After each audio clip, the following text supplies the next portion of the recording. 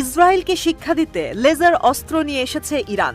গেল ৪ অক্টোবর শুক্রবার দেশটির কয়েকটি স্থানে সন্ধান মেলে লেজার ডিরেক্টিভ এনার্জি ওয়েপন সিস্টেমের, যা নিমিষেই অকার্যকর এমনকি ধ্বংস করতে পারে লাখো ডলারের ড্রোনকে। অক্টোবরের প্রথম দিন সিরিয়া ও ইরাক পেরিয়ে ইরানে হামলা চালায় ইসরায়েল।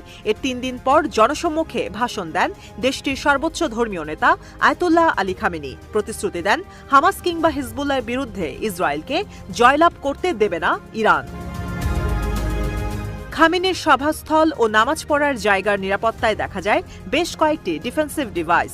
এর মধ্যে একটি ডিভাইসকে চীনের তৈরি লেজার কাউন্টার ড্রোন সিস্টেম হিসেবে চিহ্নিত করেছেন বিশেষজ্ঞরা।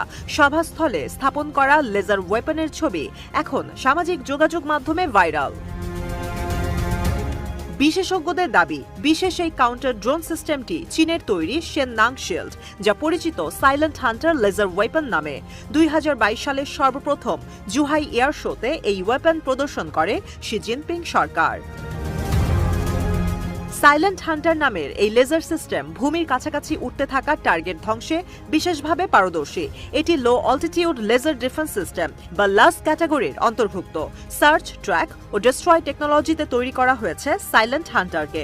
বিদ্যুতের মাধ্যমে লেজার তৈরি করে এই সিস্টেম, যার পাওয়ার আউটপুট রেঞ্জ ৩০ থেকে ১০০ কিলোওয়াট। সাইলেন্ট হান্টারের বিশেষ ফিচারের মধ্যে অন্যতম এর অপারেশনাল রেঞ্জ। আলোকরশ্মির মাধ্যমে সর্বোচ্চ ৪ কিলোমিটার দূরের বস্তুকে ধ্বংস করতে সক্ষম এই লেজার ওয়েপন ৮০০ মিটার দূরত্বে ১০ মিলিমিটার মোটা স্টিলকেও ভেদ করতে পারে শক্তিশালী এই লেজার। তাই শত্রুর আর্মড টার্গেট সাইলেন্ট হান্টারের সামনে যেন মামুলি টার্গেট। ২০২১ সালে চীনের সঙ্গে ২৫ বছর ব্যাপী কৌশলগত সমঝোতা চুক্তি সই করে ইরান। মূলত তেহরানের সামরিক ও প্রযুক্তিগত সক্ষমতা বাড়াতেই নেওয়া হয় এই উদ্যোগ। চুক্তির আওতায় খামেনি সরকারের প্রতিরক্ষা ব্যবস্থা উন্নয়নে প্রযুক্তি সরবরাহ করে শি জিনপিং প্রশাসন। ধারণা করা হচ্ছে বেইজিং থেকে silent hunter laser defence system পাঠানো হয়েছে তেহরানে। আনম্যান্ড এরিয়াল ভেহিকল বা ইউএভি, রকেট ও মর্টারের মতো লো অল্টিটিউড থ্রেট মোকাবেলায় বিশ্বের বিভিন্ন দেশের সামরিক বাহিনী ঝুঁকছে লেজার ওয়েপনের দিকে। যুক্তরাষ্ট্র ডেভেলপ করছে এই এনার্জি লেজার ওয়েপন সিস্টেম। ইসরায়েলের কাছে রয়েছে আয়রন বিম।